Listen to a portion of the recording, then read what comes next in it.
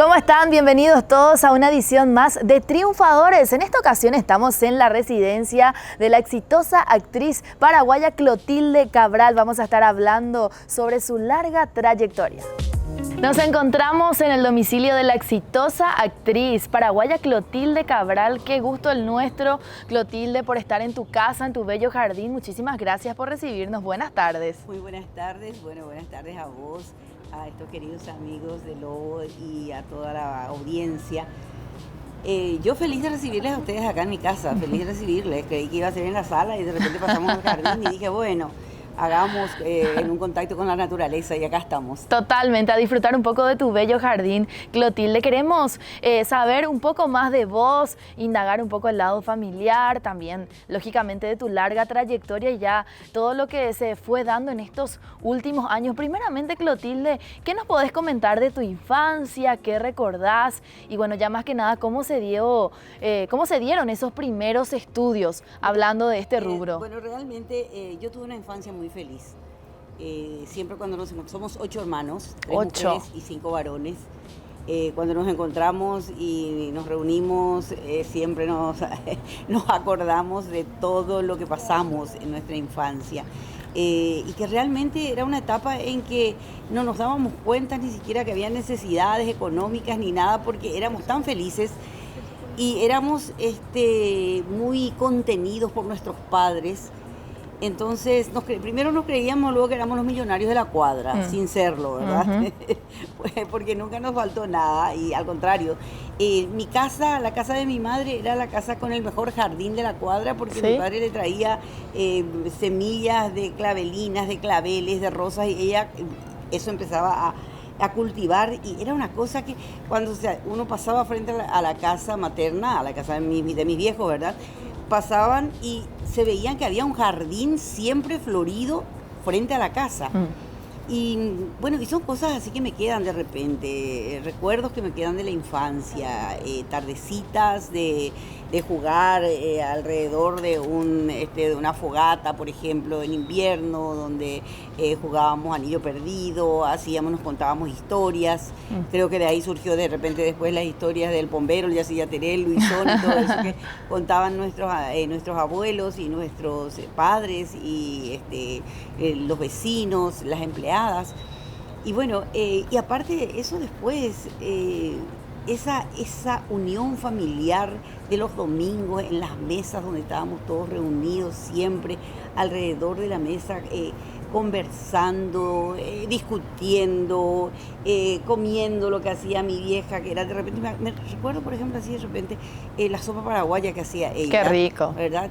Y que hacía de repente el pollo al horno. Entonces era como éramos muchos, entonces era pollo. Metían pollo al horno y era una cosa así que me guardaban las alitas, que era la que yo quería comer. ¡Qué espectacular! Y hablando de los juegos también, Clotilde, ¿qué recordás que hacían 8 hermanos? Imagino el barullo que había cada día en la casa. No, de hecho que jugábamos todos, éramos como tiraban todos los varones, eran más, entonces todos jugábamos también juego de varones, nos subíamos a los árboles, jugábamos a la pelota, qué sé yo, al cowboy, era pam, pam, pam, era una cosa que trae los árboles. Y yo que justamente era la más femenina, tenía mis muñecas, mis cocinitas, todas esas cosas que a las nenas les compraban en esa época, ahora cambia. Ahora es la temporada de la computadora y de los juegos virtuales. No, realmente era muy lindo, jugábamos todos, leíamos cuentos, nos imaginábamos que hacíamos alguna película y bueno, y linda infancia realmente. Bueno, y hablando también de la comparación, Clotilde, ¿notas mucha diferencia de lo que era antes y hoy en día? Justamente esto que mencionabas, los chicos de hoy en día y quizá te piden de regalo, no sé, un celular, un PlayStation, algo como que más virtual. Y antes, al parecer, se palpaba más lo que era un juego de campo. Eran más juegos naturales. Yo le veía a mis hermanos, por ejemplo, jugando, haciendo los camioncitos que ellos hacían de latitas de sardina, por ejemplo, que unían. Se prestaba más a la creatividad, ¿verdad? Se hacían los famosos castillitos de arena que se hacían de repente en el patio, donde se hacían pasadizos, donde uno se imaginaba cosas.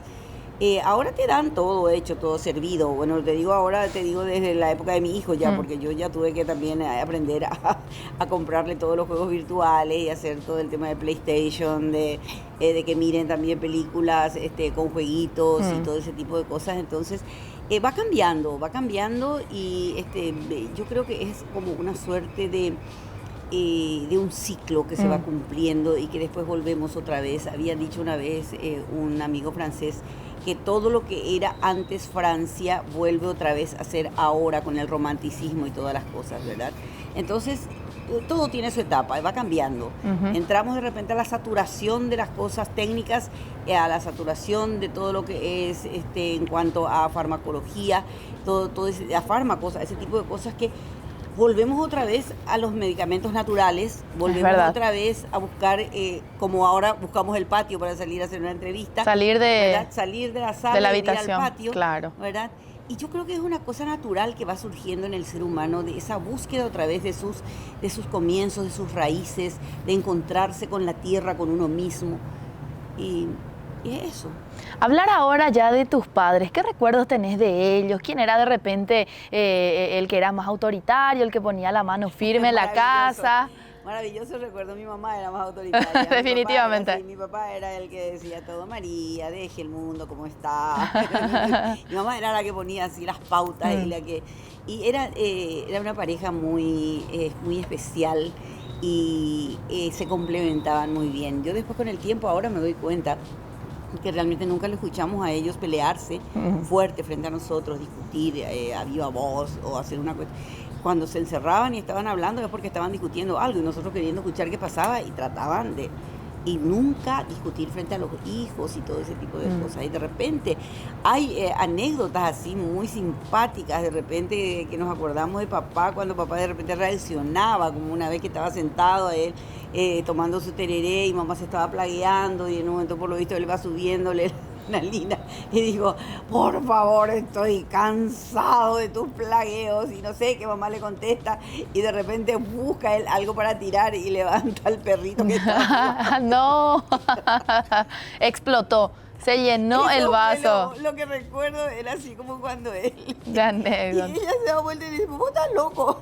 Nunca se hubiese imaginado, ¿verdad? Pero son cosas así, nunca escuchamos realmente... Cuidaban esos detalles, porque lógicamente en una pareja hay diferencia. Hablaban mucho. Yo recuerdo que yo tenía mi dormitorio, la ventana de mi dormitorio daba sobre un corredor donde ellos se sentaban a tomar mate todas las mañanas. Y papá le contaba los mismos chistes a mamá y mamá se reía de los mismos chistes a carcajadas. Todos los días, por años. Y es yo me conocía de memoria. Y una cuestión también para mantener el amor, quizá, o el hecho de quererla a una persona. Yo creo que sí, yo creo que el amor, el respeto, la convivencia, la sinceridad, el diálogo constante, hacía que ellos, qué sé yo, se acompañarán hasta la muerte. Qué lindo hablar de esta historia, por supuesto, bastante conmovedora. Clotilde, hablando ya también de la época de la escuela, qué recuerdos seguramente, y los primeros estudios que fuiste realizando a la par de eso. Bueno, en la época de la escuela, por supuesto, tengo recuerdos muy lindos de mi escuela. Primero era una escuelita donde nosotros nos mudamos del barrio Ciudad Nueva, que era cerca de la iglesia San Miguel Arcángel, el 22 de septiembre, calle con 40. Nos mudamos a Trinidad y cuando nos mudamos a Trinidad no había tiempo porque imagínate, 8 hermanos, mi vieja con todos los chicos, que uno en la panza, otro en la cuna, otro de la manito caminando, otro gateando y verdad, así era. Entonces, de hecho que buscar una escuelita en el entorno y entramos en una escuela que era la escuelita Carlos Antonio López donde arrancamos la primaria y en esa escuela recuerdo nosotros llevábamos nuestras sillitas para sentarnos, porque la escuela no tenía todo el mobiliario. Y entonces se llamaba Escuela Silleta, se llamaba la Escuela Carlos Antonio López. Y era una cosa así muy simpática, todo ese tipo de cosas me acuerdo. Después ya me mudé a la normal número 3, ya con la hermana Matilde Bollino, que era nuestra directora. Ahí terminé la primaria. Ya pasé después ahí, continué la secundaria, después ya entré a pensar en hacer otras cosas y me metí a estudiar dibujo, pintura y escultura en la Universidad de Bellas Artes, que no terminé. Me metí a estudiar después arte escénico y locución en la Escuela de Locución y Arte Escénico Roque Centurión Miranda, era la Escuela Municipal de Locución y Arte Escénico, actual IMA, Instituto Municipal de Arte. Ya te agarró la época adolescente, ya adulta prácticamente, por así decir. 17 años. Claro, una época difícil. ¿Y cómo se daba eso, Clotilde? ¿Podés comentarnos? ¿Fue algo que nació en ti o de repente tus padres te dijeron? No, al contrario, yo tenía que luchar para que ellos me dieran el permiso para que estudie. Porque era la época en que el varón músico o artista era el vago y la mujer que se dedicaba al cine, al teatro, a la música era la bandida, ¿verdad? Entonces había que luchar contra eso y contra todo esa imagen que se creaba en torno, ¿verdad?, a la mujer y al varón artista. El artista no era visto como el artista que ahora es un profesional que tiene... No, el artista es visto de repente como, era visto en ese momento como te digo, el varón era el vago, el que andaba con su guitarra ahí, que aparte decía que chupaban, que fumaban, y la mujer también. Andar a la noche la mujer era... Y yo, una adolescente, prácticamente tuve que luchar contra eso porque mi mamá... Porque realmente mi tío fue el que le dijo a mi mamá que me hiciera estudiar. El hermano de mi madre, que él era artista y era escritor. Era el presidente de la Asociación de Escritores Guaraníes de la ADEC y era socio fundador de APA, de Autores Paraguayos Asociados. Sí. Escritor Crispiniano Martínez González. Y él fue el que realmente le dijo a mamá, ¿por qué no la haces estudiar? Porque yo me iba con él a la radio, ¿verdad? Esto, claro. Por ejemplo, esto que estás escuchando y que el público escucha, estas son las delicias del barrio. Sí, claro. Escuchar cuando están vendiendo chipa o están vendiendo... Estamos en el patio de Clotilde, así que vamos a seguir escuchando. Vamos a asumir y sigamos. Sí, lo que pasa en el barrio, Clotilde, y qué lindo destacar todo esto. Y más que nada conocer un poquitito más esa época para también valorar lo que estamos viviendo hoy en día, creo yo, y los tabúes que van también cambiando. No, y sobre todo los logros del hombre, de la mujer, del ser humano en general, de luchar por sus derechos, por lo que realmente les interesa, por los que quieren, por lo que quieren hacer y lograr, ir logrando que se respete lo que uno quiere ser y lo que quiere hacer. Claro. Eso es demasiado importante.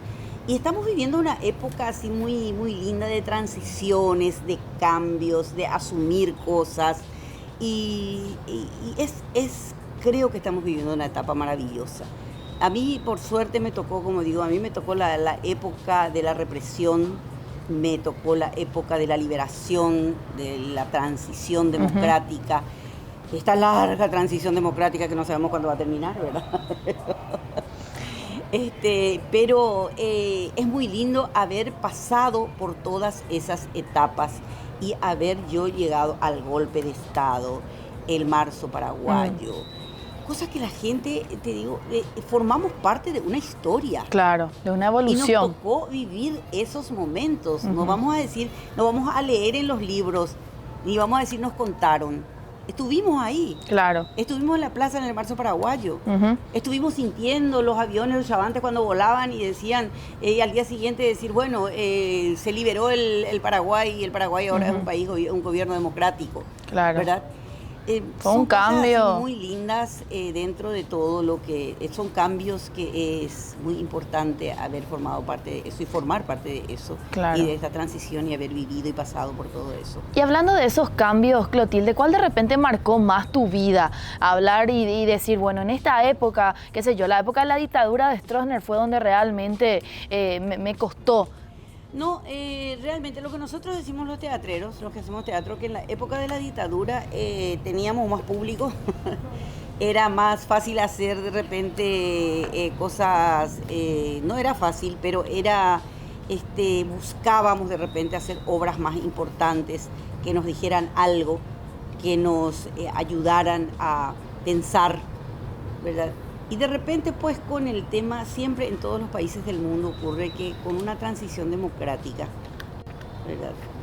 Vos sentís como que hay una suerte de, en ese liberarse de una, llámese esclavitud o de una dictadura. Al liberarte, parece que tenés ahí esa sensación de que, bueno, voy a hacer todo lo que quiero. Y ahí es donde se va el mazo, pero eso lleva mucho tiempo. para llegar a un equilibrio.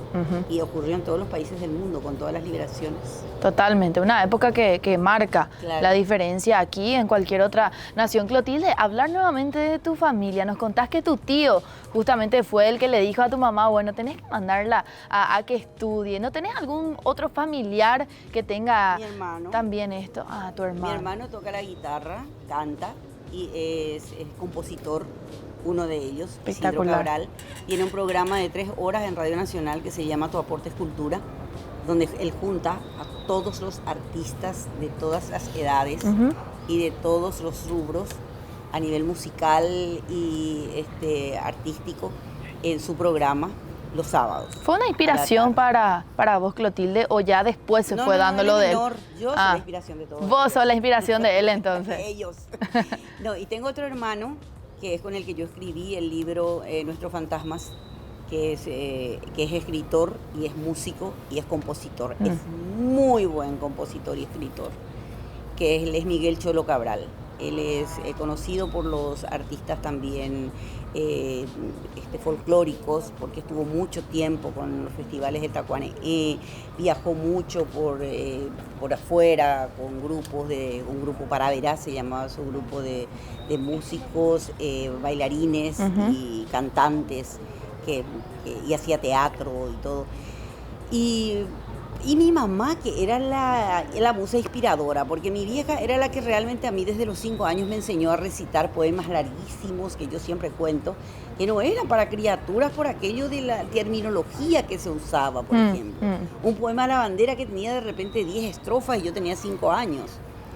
¿Entendés? Entonces eran así cosas muy... Claro, pero que dentro de todo también y quizás sumaron, lógicamente, fueron los que sumaron y fueron los que fueron mis principios. Claro. Y fue lo que realmente me incentivó a mí. Totalmente. Queremos saber también, Clotilde, la incursión ya en el teatro, pero tenemos que hacer una breve pausa, ¿te parece? Fantástico. A la vuelta continuamos hablando con la señora Clotilde Cabral.